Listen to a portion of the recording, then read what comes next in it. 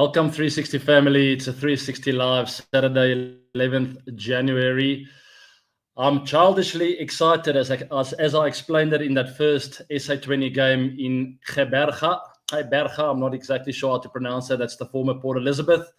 I hope you guys have been following me on socials. I sent you especially for those broadcast channel members on Instagram, I sent you a video and also a picture just prior to the game, the opening game of the SA20. What a fantastic tournament. What a great atmosphere. And I saw Graham Smith briefly, and he's incredibly excited and very proud of what they've achieved and the prospects for the future. There I am on Instagram, ABW17. As you can see, I've had a haircut. I realized in this video, looking at the replay, my hair is way too long. Look at that, man. It's like fluffy. The hair is getting thinner by the day. I don't know. I'm going to have to rely on my nose and my lips. Eyebrows, perhaps, moving forward. I don't know. I'm losing, the strength of my hair. It is what it is. It comes with age. Turning 40, a lot of things change. But the heart stays the same, right? That's Port Elizabeth. You can't really see from the video the amount of people that came in, and you can't really get a grip and a feel for the atmosphere. It was absolutely incredible. As you know, Port Elizabeth is well known for the atmosphere and the band playing in the background, the crowd singing along. It's a very joyful ground. And unfortunately for the Sunrisers Eastern Cape, the defending champions, back-to-back winners of the SA20 first and second season, they lost out to my Cape Town. That is Trent Bold, a picture of Trent Bold and Rassie van der Dussen. Trent Bold really setting the trend for my Cape Town with that bowling innings. As I thought, my Cape Town got a few too many runs there, 174. I briefly spoke to Russell Domingo and Adrian Burrell, the coaches of the Sunrisers Eastern Cape, halfway through this game, and Adrian Burrell said, I think that's too many, and he was absolutely right. He is born and bred in the Eastern Cape, so he knows exactly how this wicket plays. He knows St. George's Park like the palm of his hand, and he told me that's too many, and I said, I'm going to have to agree with you. I think it's too many, especially with that my Cape Town bowling attack in Trent Bold, Rashid Khan, and a few others that proved to be absolutely spot on. Trent Bold getting a few big wickets up front, and then Rashid Khan being the steady spin bowler that he is. And that set it up for almost like a part-timer all-rounder in Delano Potgieter. That's how you pronounce that last name, Potgieter in Afrikaans. If you're English and you're not exactly comfortable with saying the sound, you're probably better off going for Potgieter. Anyway, 5 for 10 in 3 overs. He was like the part-timer that the batters decided, you know what, with Trent Bold around, Rashid Khan, we're going to have to release some pressure, and this is the guy we're going to target. And that absolutely backfired in their faces, and the Sunrisers Eastern Cape suffering a massive defeat in the opening game of the SA20. Being the back-to-back champions of seasons 1 and 2 was a big wake-up call for them. But just keep in mind, the first 2 seasons, they also started slowly.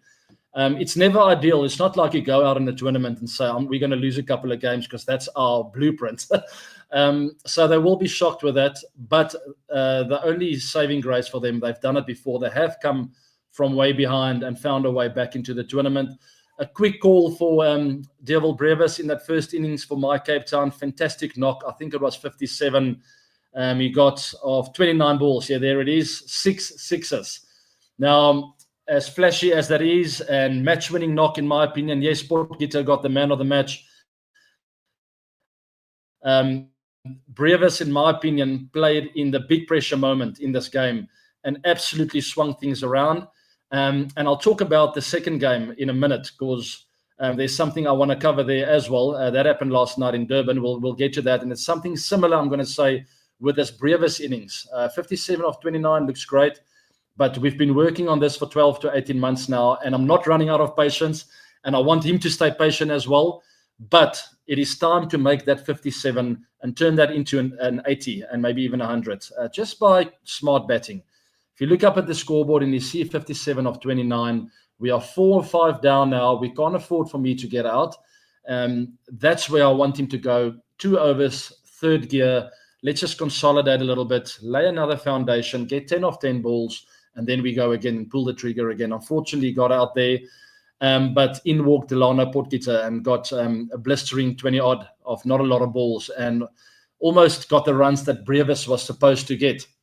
So that's what I've been talking to Develt about, and we really want to work on that, of him making these beautiful knocks and just sort of extending it a little bit, just with smart cricket.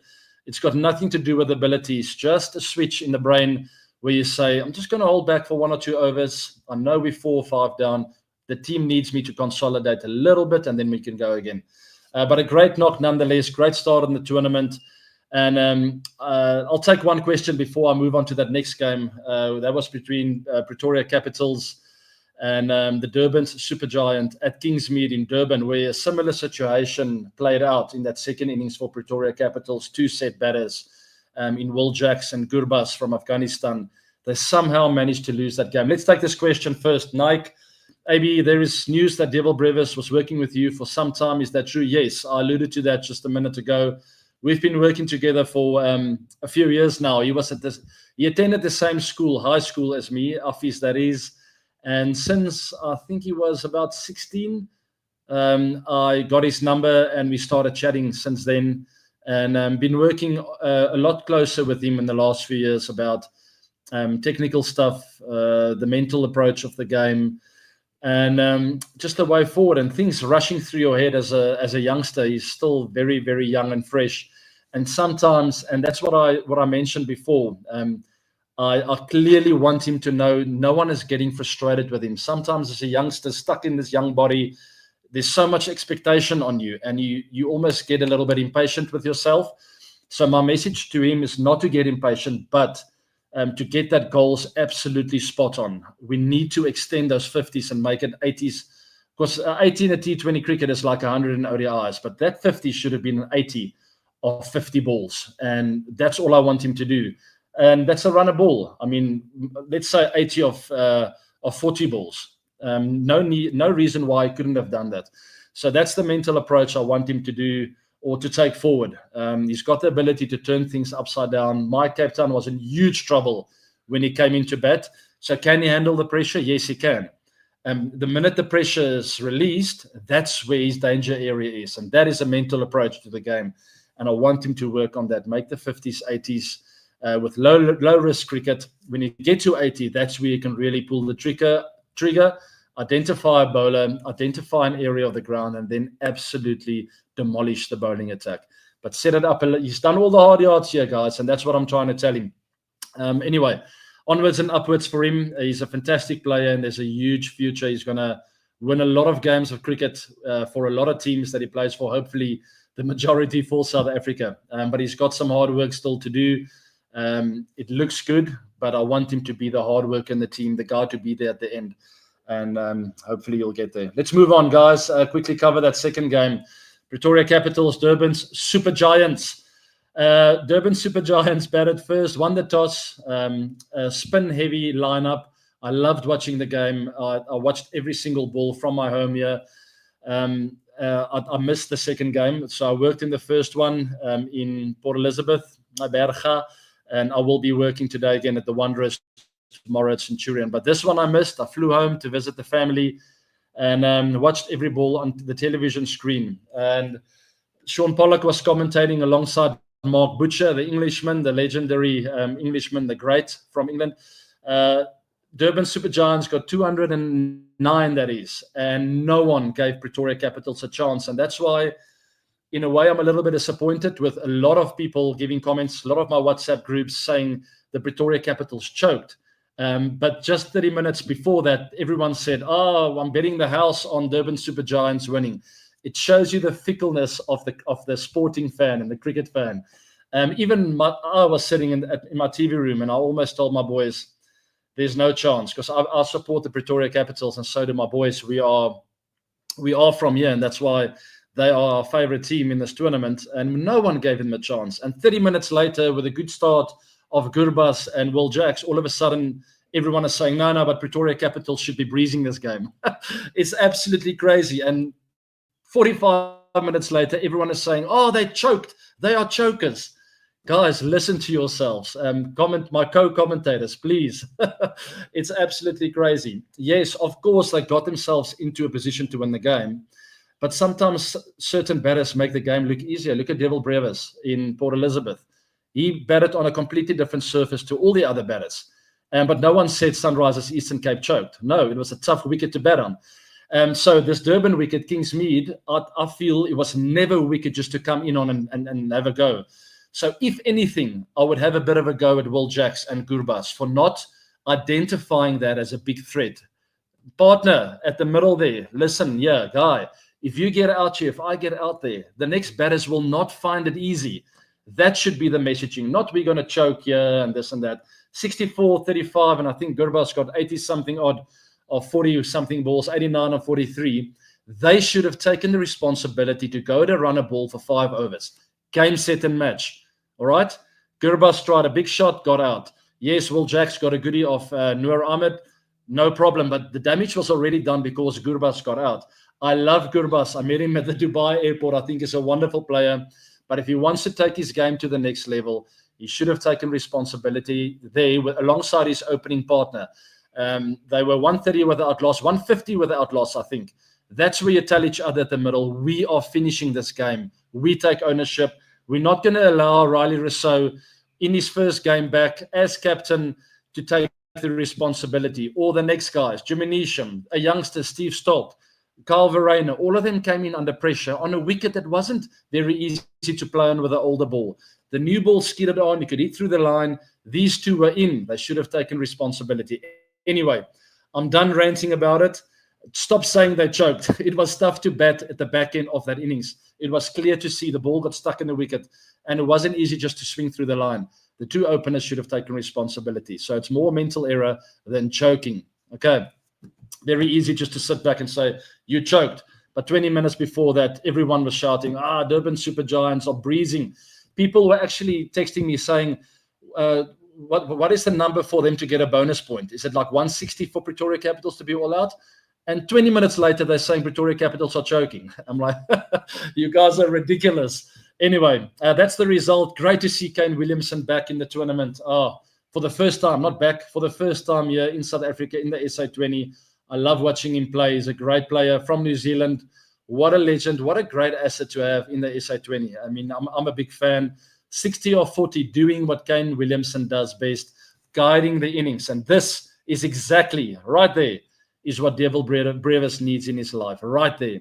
Just that presence of mind, the awareness, the understanding that you don't always have to take big risks. Kane Williamson hardly took a risk. I think he slog swept 1 for 6. And that was the biggest risk he took. Other than that, it was all smart stroke play, finding spaces in the ground, and ultimately helping the rest of the team to bat fluently. And one of those were Wiaan Mulder, who struck the ball beautifully. He got dropped early on by Gurbaz, who made amends with a bat in hand, but then let it go again by not being willing to go back to third gear. There's Wiaan Mulder. What a beautiful, beautiful knock. For those of you who don't know, he was more of a batsman in high school. What a fantastic player. And he's now these days are rated more as a bowling all-rounder. But I see he's starting to find his feet again with a bat.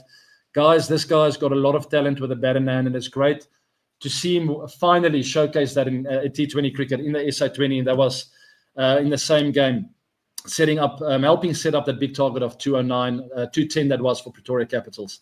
A great game of cricket.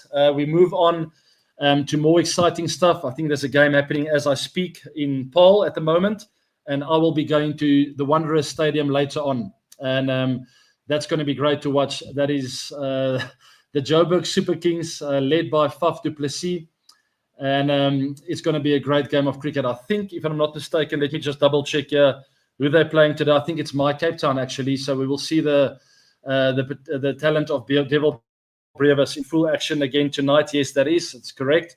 My Cape Town with a fantastic first win there in Port Elizabeth. But there is the schedule, guys. It's an amazing tournament to be a part of. So many great teams. And I look at the team list. I think Mark Nicholas mentioned that yesterday.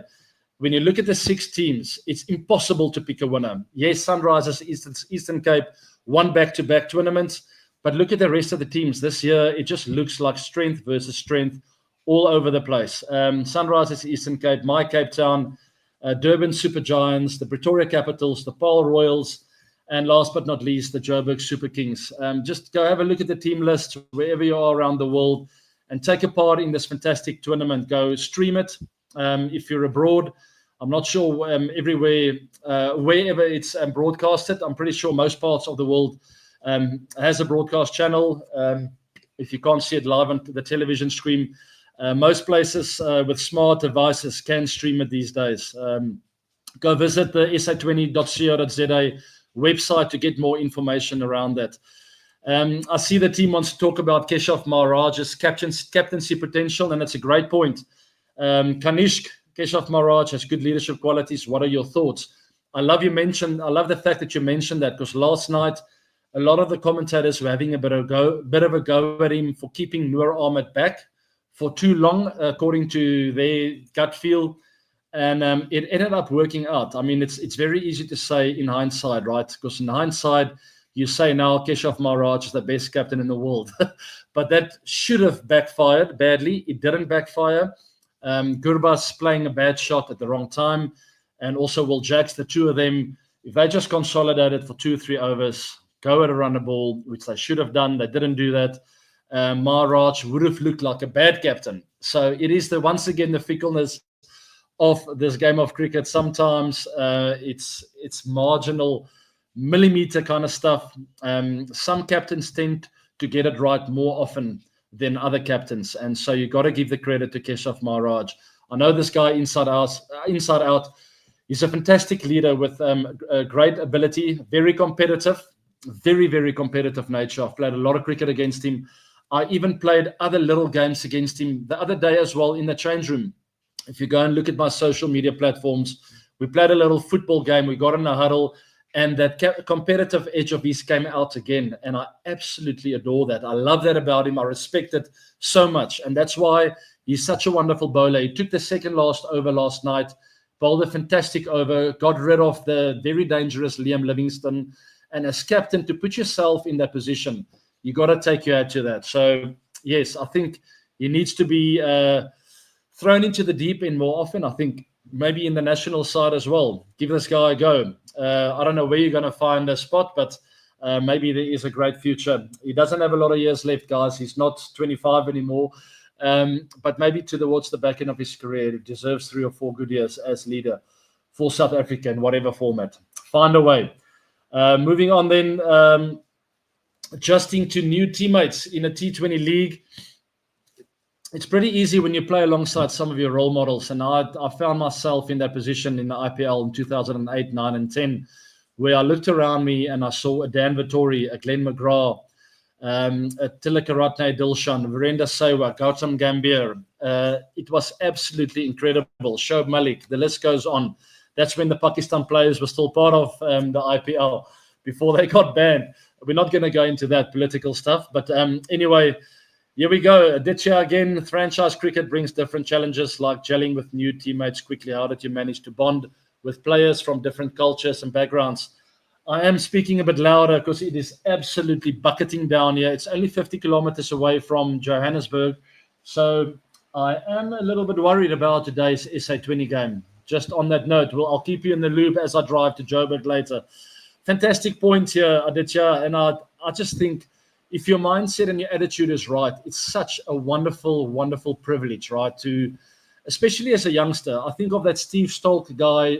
He's from Pretoria. He's 18 years old. He just finished school. And he's sitting there last night. I mean, yes, he didn't get it right. He got an opportunity at the back end of the innings to score 4 of the last ball to win the game. Would have been a fairy tale start to his career. It didn't work out that way. But for him to have the attitude and the mindset of, doesn't matter, I had an opportunity, but to be fair, it was an unfair opportunity. I didn't really get a chance to get myself in. But look around me. I've got such great players in Riley Rousseau, Carl Verreynne, Will Jacks, incredible players around me in the Pretoria Capital setup. And I've got so much learning to do.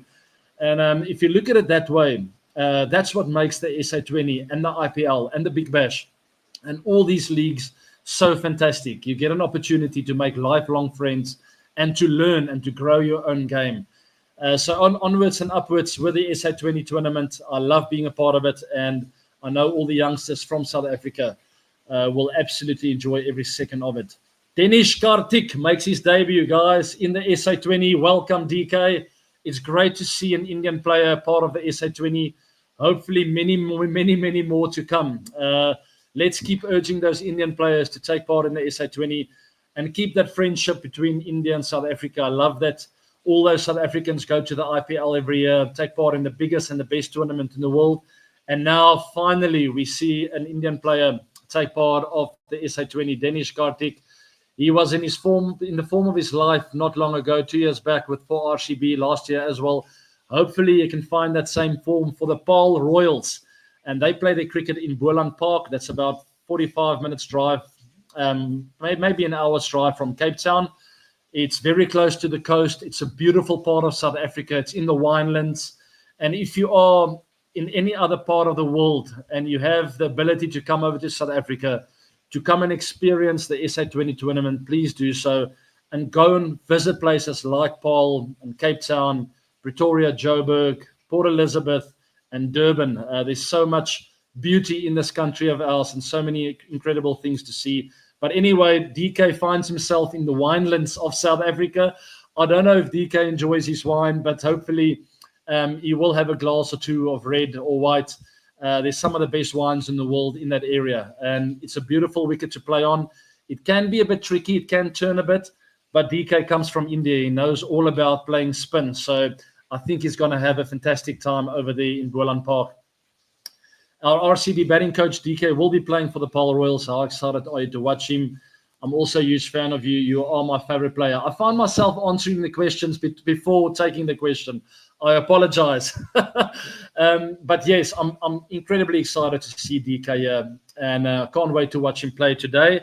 They are starting in about an hour and 8 minutes from now. So get your TV screens on, get your broadcast channels ready, your streaming websites, whatever you want to call it. Go visit the sa20.co.za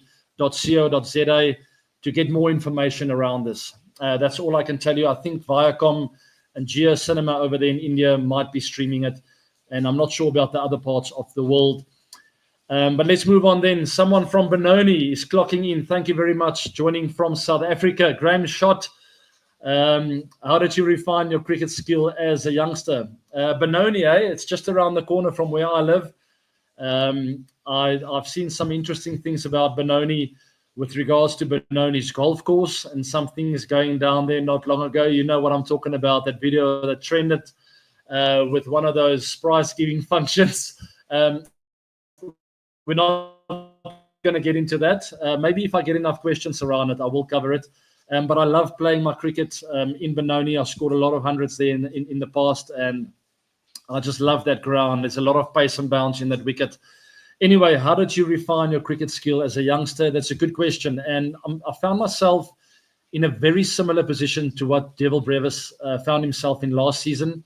And I have a funny, sneaky feeling that this will be the season for Brevis where he's going to break through. I can see that fire in his eyes. And how I refined my cricket as a youngster, at a very young age, I just enjoyed every minute. And I think what helped me is I stuck to the basics by like keeping my eyes on the ball and just really letting my skill take over. I played cricket almost every day of my life back in the day. So that helped me grow my cricket and my skill of cricket. But when I got a bit older, and I'm specifically referring to seasons 2006, 2007, I started my international career 2004-05. It was all sunshine and roses. It was easy because I was still the little boy that was 7 years old, playing street cricket and garden cricket. And then I realized, hold on, these bowlers are getting smarter by the second. This international cricket is not so easy. I thought it was very easy for the first few seasons. And all of a sudden, I got into a slump and I didn't know how to get out. But the short and the sweet is I really stuck to the basics. I wrote down a few points, only 3 that stuck with me to the back end of my career. And that was strong feet, quiet head, and watch the ball, eyes on the ball. So very, very simple, very basic. I have covered it on the show before. Strong feet refers to body language, good movements at the crease, making eye contact with the opposition, strong feet. Almost pretend like you're playing in a movie and put everything on the line, you know. Sometimes you got to act it to make it, you know. So not so easy, but I did it that year and it started working. I realized when I faced my enemy front on, you know, made eye contact with it, I played better. My senses were better. My awareness was better. Quiet head refers to blocking out all the noise, not allowing the chirps to get into your head, not allowing the journalists and the headlines in the newspapers get to you, not listening to 50 different coaches, but trusting in one or two friends or coaches that you've worked with for a long time, that makes sense with your technique and the things that you're working on, and stick to that. Keep it simple. So that is quiet head. And during the game as well, blocking out the noise, not allowing the adrenaline of the crowd to affect you too much, to force you to play shots you don't want to play. Last but not least, in 2006 and 2007, I found myself being dismissed, walking off the field, and then thinking back, crying in the shower and thinking back and realizing I didn't even see the ball. I realized I was thinking about so many things. I wasn't watching the cricket ball. So that's the third and final point. Eyes on the ball, ball focus, just watch the ball. And that really turned my game around. And I stuck with those 3 points through thick and thin, through the pressures of World Cups, IPLs, through highs and through lows. And it worked like a bomb. So, yeah, those 3 things worked really well, guys. I'm going to have to shut it down. It is almost 2:30 South African time, and I'm going to head over to Joburg to hopefully commentate on what looks not so good at the moment. It is raining outside. I'll quickly show you. If you peek there, you can't really see, can you? It's doom and gloom outside. It's in. It is Faf du Plessis, Joburg Super Kings against my Cape Town, who won their first game, and they will be full of confidence. And hopefully for them, they will have a good season, because they had terrible seasons in season 1 and 2. Alrighty, that is that for 360 Live. It was a mouthful. Thank you very much for joining me. And we will be moving on to the 360 show this coming week. So keep an eye out for that. Follow me in socials as per usual. Thank you, Wim. Graham, I reckon you must be a youngster then. You can't be too old. If you're calling me Wim, for those of you who don't know, that is uncle in English. It refers to someone that's a bit older. Follow me in Facebook, all socials, Instagram, also X, and also subscribe to the channel, like the show, and hit that bell notification to be updated with regards to when I go live and when the next show will be released. Thanks, 360 family. Have a great time out there, and keep your eyes on the SA20 right there. Oh, this side. Sorry, the SA20. I'm so proud to be a part of it. Proudly South African, and I hope you guys enjoy the rest of the tournament and have a fantastic weekend. Take care.